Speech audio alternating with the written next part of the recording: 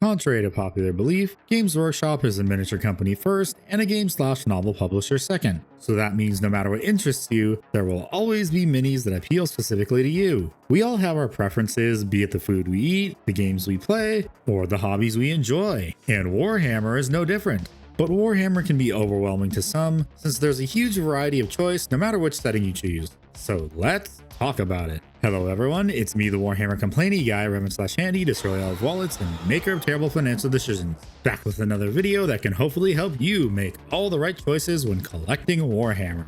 Even though I might seem like the worst person to be giving this advice. But before we dive into today's subject matter, a huge thank you for all your support for the channel. So make sure to super hype the video if you're on mobile, leave a like, comment, and subscribe. And if you want to be a Giga Chad, maybe become a channel member too for channel updates, cat photos, early access to new videos, and the exclusive member section of the Discord. Also, maybe share this video with your friends because this is apparently a topic a lot of people need help with. So what is the smartest way to collect Warhammer? Well, there are many ways to go about it, but using my 7 years of experience in this hobby, I made all the mistakes so you don't have to. First, you know the drill. I've mentioned it in all my other videos and I'm not going to go over it in too much detail, the rule of cool, which is the first thing you should do before you even think about buying any miniatures. Which in short means go on the GW website, watch a few lore videos or battle reports on YouTube, and decide which miniatures you think look the coolest and plan your purchases out from there. The reason I say miniatures or army is because, like I said, GW is a miniature company first and game publisher second. Or is it game publisher first, miniature company second? Or novel publisher first, miniature company, and then game company? You don't have to collect an army, you can just collect whatever miniatures interest you, and then from there you can decide if you want an army or not. Because if you're dead set on an army and have the funds, Warhammer can have a high upfront cost, but whatever you buy will fortunately be relevant for years, until GW decides to throw something into Legends. This is also the part of the video where I mentioned 3D printing to appease the 3D printing simps. 3D printing is also a large upfront cost, but it can pay off in the long run, especially since I know Warhammer is stupidly expensive in some South American countries, and you also aren't just locked into Warhammer if you just want to paint miniatures. But no, 3D printing still isn't plug and play like a lot of the 3D printing simps would have you believe, so do your own research. Side tangent aside, rule of cool. Follow it and you'll have a much easier time collecting Warhammer. But you should also do it in moderation, unlike what I did, which is what I like to call the f***it-we ball route. So buy a Warlord Titan as your first miniature, then a Knights Army and an Indomitus box and various other Space Marines. Since it's in your wallet's best interest to buy not only in moderation, but also be strategic and know specifically what you want to buy. Not knowing what to buy increases the monetary pain on your wallet if you're not smart about it, and plan out how and what you buy, and more specifically, where you buy from. So how and what do you buy? Well, let me give you some advice that I probably should have followed myself when I first started, so you can save as much money as possible. Like I said, we're trying to be smart here and avoid going the f***it-we ball route at all costs. The first thing you should do if you're just starting or you want another army to make a fine addition to my collection is to buy a combat patrol. But that's only if you're impatient. But if you can wait, I would honestly pick up one of the large combo boxes they've been releasing more often lately, or the Christmas boxes around obviously Christmas time.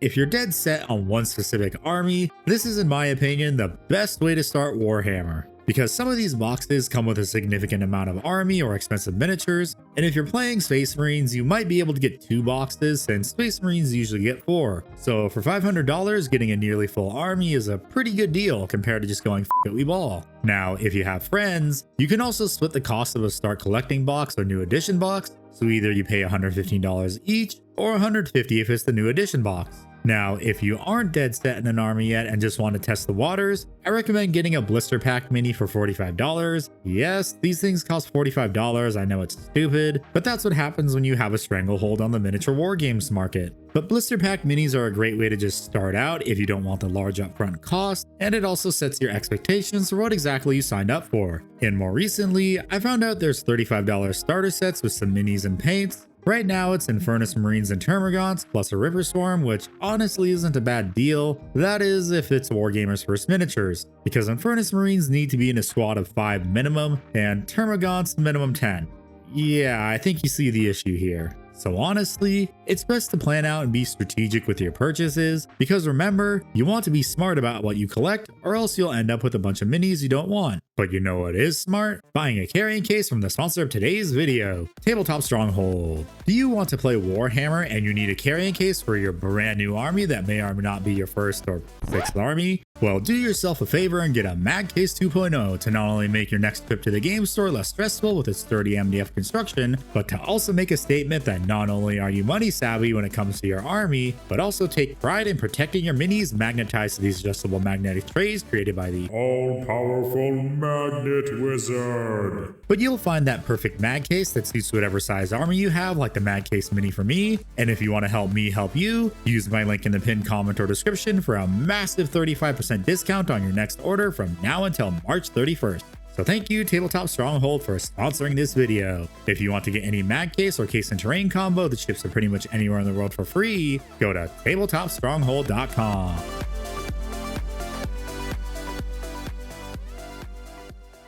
But now that you have an idea of what to buy, where should you buy your minis from? Well, if you want to save money, let's ignore the GW store because it'll get really expensive fast. I recommend you buy your minis first and foremost from your LGS, otherwise known as your friendly local game store. Mileage may vary. Usually minis will be below MSRP that GW charges, and your LGS might also have a rewards program and a rage quit section, or the used minis section for significantly cheaper than retail. Hence why I see buying from your LGS as the smartest way to collect Warhammer. Again, mileage may vary. A local game store is honestly the best place to buy minis from because it also fosters a tabletop community if they do have the space for Warhammer, and it isn't just all the sweaty Magic players taking up the entire store. And LGS makes all the difference because a $210 knight will instead be much cheaper, like the $160 I paid for my Knight Lancer. The GW store is honestly your very last resort if you want to collect Warhammer the smart way. Another place you can buy miniatures from is eBay, Troll Trader, and Facebook Marketplace.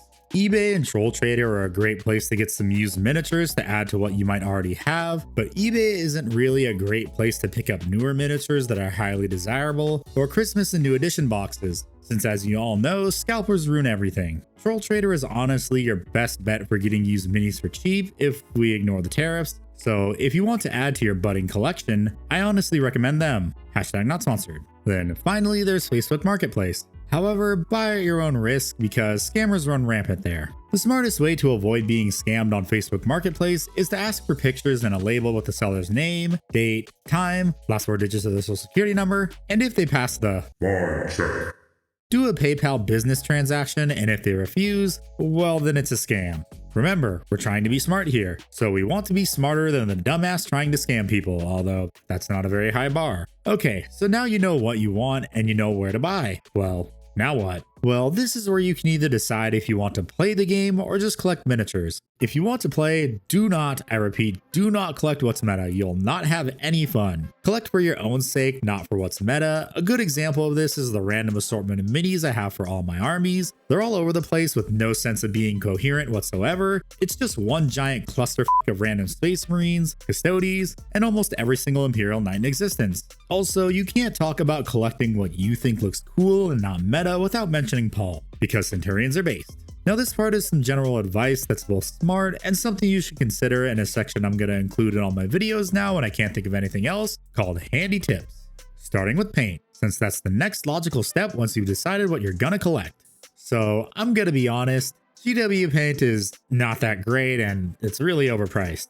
And them just relabeling their paint pots recently instead of fixing the issues that have been around for years isn't really helping their case. Don't get me wrong, Citadel paints are fine if you're just starting. However, I'm not calling them Warhammer paints, f you GW. I like a lot of their contrast paints, but more so as washes and glazes. I'm slowly starting to phase out all of my GW paints as soon as I can find a better alternative, because at this point, that's not really a high bar. Avoid any GW base paints that are yellow, orange, light flesh colors, and light grays to white. I'm telling you this because I'm saving you money and a massive headache. Of all their paints that I own, their metallics are the easiest to replace because they're horrible compared to the competition. For example, Vallejo Metal Color Air I get nearly 3 times the amount of better quality paint for yes 2 times the price, but that's still way cheaper for the equivalent amount of GW metallic paint. I highly recommend 2 thin coats from our Lord and Savior Duncan Rhodes, great consistency and opacity for about the same price as GW paints, depending on your location of course. But you get the idea, a lot of GW paints are trash, so expand your horizons.